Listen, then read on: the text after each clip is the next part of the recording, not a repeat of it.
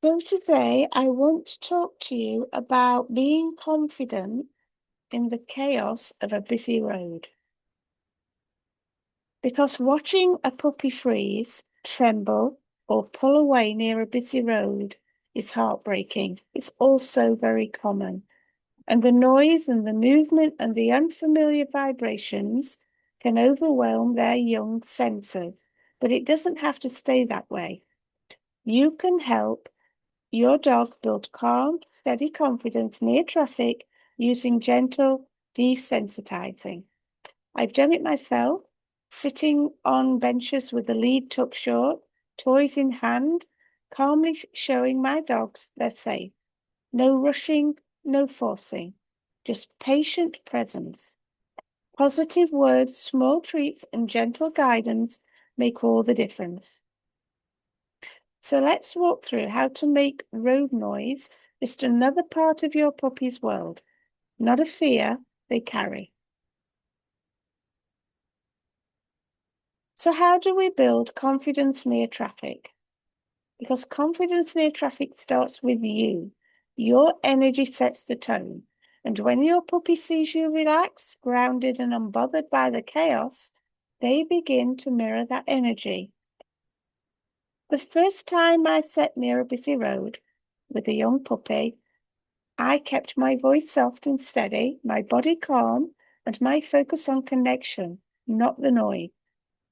Pick a familiar spot with a view of the road, not too close at first, and sit together on a bench or by the curb with your puppy on a short, secure lead. Don't worry about commands straight away. The goal here isn't to train, it's to expose gently and support emotionally. Some dogs will want to watch everything. Others may tuck behind you or tremble. Both are normal. What matters is that you stay present. Say their name gently, offer a toy or a small treat, and let them decide if they want to look or simply sit close. Talk to them. You're doing so well, I can say in a soft tone. That's just a car, nothing scary.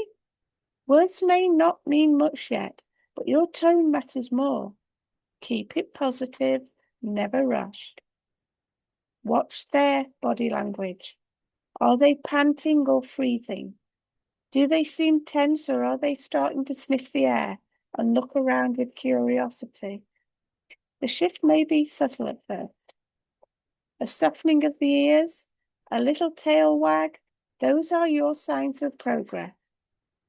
Keep sessions short, especially in the beginning. 5 to 10 minutes, then leave on a high. You can always return tomorrow. And each time you do, the sound and movement of traffic becomes less foreign. Over days and weeks, gradually move a bit closer, always checking their comfort. If they show signs of stress, back up and stay there. There's no finish line to rush. You're not just training, you're nurturing courage. Confidence is built, not demanded. And by being steady yourself, you create a safe foundation. That safety is what your dog carries with them long after the noise fades.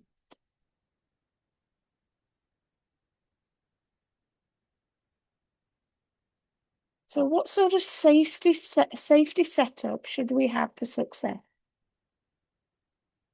So before you even reach the pavement, setting up safety is key. The last thing you want is for your dog to bolt out of fear or slip their lead in panic. I always double check the gear before every exposure session. Use a well-fitting harness or a really good collar. Not all dogs like harnesses. My dogs don't. They're long-coated and they hate harnesses. But whatever you choose, make sure that it's going to give them less risk of injury. Attach the lead securely and shorten it so they stay close by. I prefer leads that feel soft in my hand, but offer a strong grip. No stretchy ones for this work.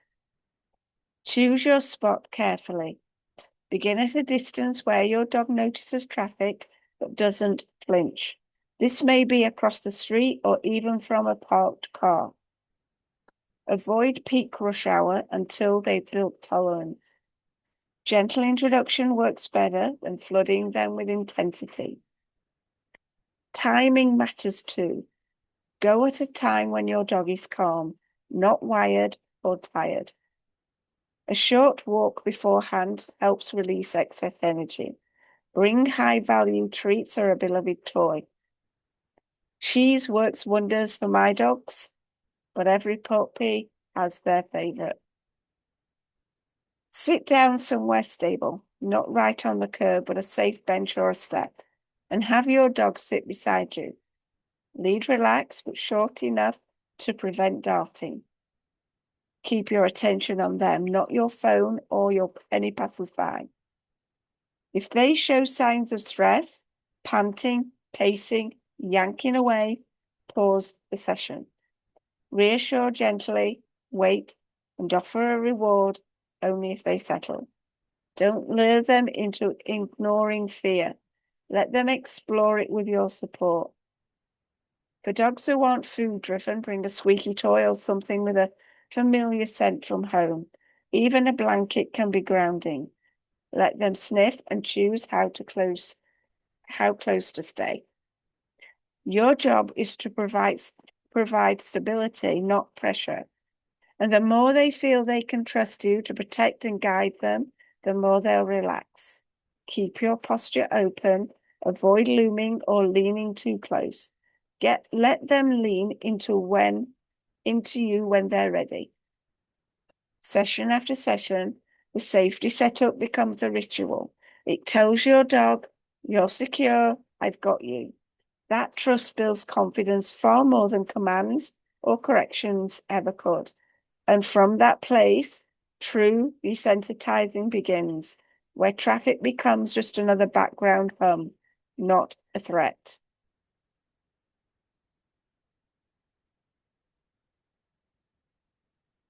So let's have a look at sitting and staying for grounding focus. Once your dog begins to feel a bit more comfortable near traffic, it helps to give them a job. One of the best early cues to use in these settings is a simple sit-stay. Not only does it anchor them physically, it gives their minds something to focus on besides the noise and bustle. I start by asking for a sit in a quiet spot, using the treat or toy they love most. And once they're in position, I praise softly and reward immediately. Then I say, stay in a calm tone, holding my palm out in a quiet signal. I only ask for a few seconds at first. As long as they stay sitting, they get the reward. The same pattern works beautifully outside near traffic. Begin at a distance where your pup is alert but not stressed. Ask for a sit, reward. Then gently add the stay with a calm hand signal. Keep the lead short but relaxed and always watch their body language. If your dog breaks the stay, and they will, simply reset without fuss. Ask for a sit again, reward, and try once more. You're not aiming for perfection. You're creating structure and focus in a chaotic environment. One trick I use is adding a soft cue like watch me to help them stay anchored. Hold the treat near your face or use a toy at chest level. If they give you eye contact, that's golden. Praise right away. If sitting still is too hard near traffic, go back a few steps. Increase distance from the road or do a few sits at home first before heading out. Sometimes I'll ask for a sit, reward, and then let them sniff and move again. It keeps the pressure low and the energy balanced. Sit-stay becomes a grounding tool. When your dog knows they can rely on that moment of stillness, they begin to carry that calm into other experiences too. It's not about holding the stay for ages. It's about building confidence each time they succeed. And soon they'll associate sitting calmly beside you as a place of safety, no matter what noises pass by. That's a powerful shift. And it starts with the simplest of actions.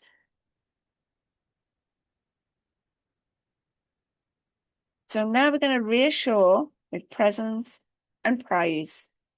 One of the most overlooked parts of desensitizing is emotional reassurance. We're often told not to baby our dogs, but comfort isn't coddling, it's connection. When your dog feels safe emotionally, they learn faster and settle more deeply. And the first thing I always remember is my tone. Traffic is loud, but your voice can be soft and grounding. As cars whoosh past or motorbikes roar, I speak calmly to my puppy. You're okay? I'll say gently. That's just a lorry. They're safe here.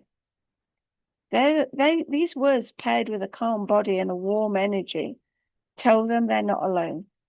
Physical touch also matters. If your dog leans into you, allow it. A gentle stroke down the back or a hand resting on their shoulder can be deeply soothing, but don't force it. Let them choose closeness when they're ready. Some dogs prefer distraction to comfort. If your puppy perks up when you squeak a toy or offer a treat, use that. The goal is to create a positive association with the scary sounds. Every time they hear a loud vehicle and get something good, their brain starts rewiring. Mark the good moments. If your dog watches a bus pass and doesn't flinch, that's a reward, that's a win. If they look at you for reassurance, reward that. The more they turn to you for support, the more resilient they'll become. Use your environment too. Sit with your back to a wall or hedge so they can't be startled from behind. This small shift helps sensitive dogs feel more secure. I often use a spot with trees or a bench behind us for that little buffer of peace. Take breaks, walk a little, and sit again. Let your dog sniff between sessions to release tension. Smelling is soothing and helps regulate their emotions. Remember, this isn't about removing fear in one session. It's about showing them over and over that scary things can happen, but nothing bad follows. That's what builds courage. And when your dog begins to show calm, curiosity, instead of fear, it's the result of your patience, presence, and praise. And that kind of transformation is worth every minute of the process.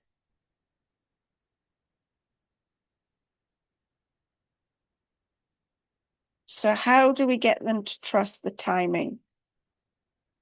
Every puppy is different. Some take to traffic in days, others need weeks or even months to feel comfortable. That's not failure. It's just personality and breed instincts at play. Your role isn't to fix their pace, it's to honor it. High energy breeds like collies, my kind of breed, or terriers might adapt quickly to noise, but stay on alert longer.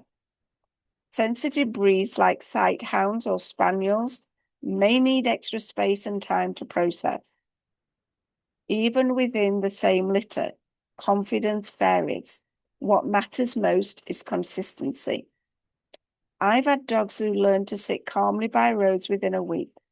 I've had others who couldn't be near a passing lorry without trembling for months. Each one taught me to slow down and tune in. The key is not to rush. If your dog starts pulling away, shaking or panting, go back a step. Move further from the road or lower the intensity. Maybe they just watch cars from a window for a while. That's still progress. Progress isn't always forward. Some days will feel like setbacks. Don't be discouraged. Keep sessions short and positive. 5 minutes of calm connection is worth more than 20 minutes of stress. Log your sessions mentally or in a notebook. What worked? What didn't?